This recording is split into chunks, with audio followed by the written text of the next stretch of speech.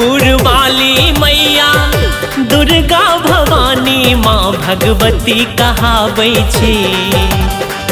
रामभद्रपुर वाली मैया दुर्गा भवानी माँ भगवती कहाबै छी। माँ भगवती कहाबै छी। माहे अर्जी सुनै छी सबके मनसा पुराबै छी। माहे मनसा पुराबै छी। माहे अर्जी सुनै छी सबके मनसा पुराबै छी। माहे मनसा पुराबै छी।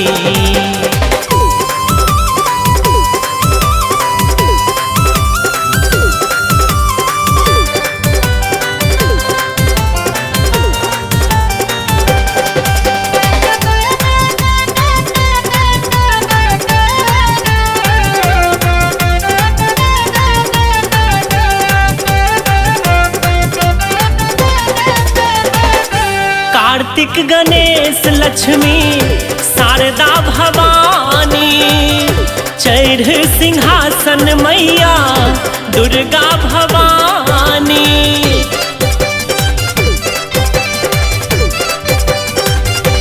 हे माँ कार्तिक गणेश लक्ष्मी शारदा भवानी चढ़ सिंहासन मैया दुर्गा भवानी। दुर्गा भवानी महिषासुर मर्दिनी मैया रूप अहाँ के सब हक कष्ट मिटाबै छी। महिषासुर मर्दिनी मैया रूप अहाँ के सब हक कष्ट मिटाबै छी। माहे अर्जी सुनै छी सबके मनसा पुराबै छी। माहे मनसा पुराबै छी। माहे अर्जी सुनै छी सबके मनसा पुराबै छी। माहे मनसा पुराबै छी।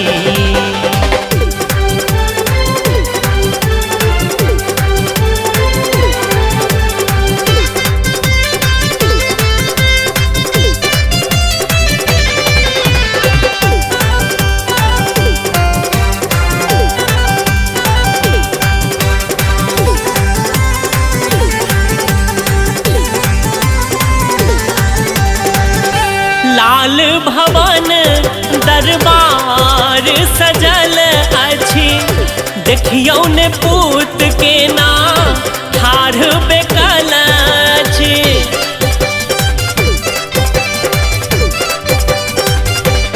मैया लाल भवन दरबार सजल अछि। देखियौ ने पूत के ना ठाढ़ बेकल बेकल छी। ममता मई है मैया सुनियो ने हमरो सब हक भाग्य जगाबै छी। ममता मई है मैया सुनियो ने हमरो सब हक भाग्य जगाबै छी।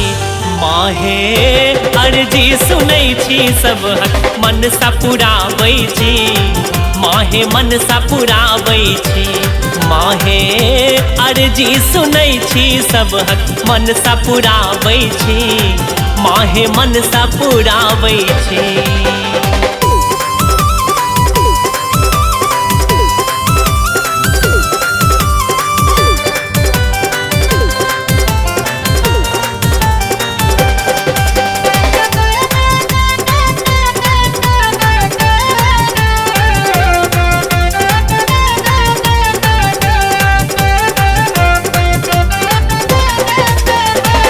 रामभद्रपुर सुभे पट्टी सोमनाथ पट्टी गाम माँ अछि शरणागत मैया तोहर संतान माँ।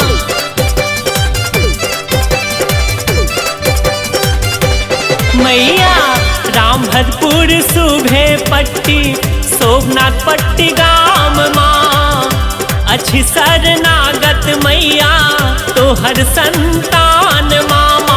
तोहर संतान माँ कष्ट हरब माँ सबके राजन कहैया धीरज गायब सुनाबै छी। कष्ट हरब माँ सबके राजन कहैया धीरज गायब सुनाबै छी माँ हे अर्जी सुनै छी सबके मनसा पुराबै छी माँ हे मनसा पुराबै छी माँ हे अर्जी सुनै छी सबके मनसा पुराबै छी माँ हे मनसा पुराबै छी।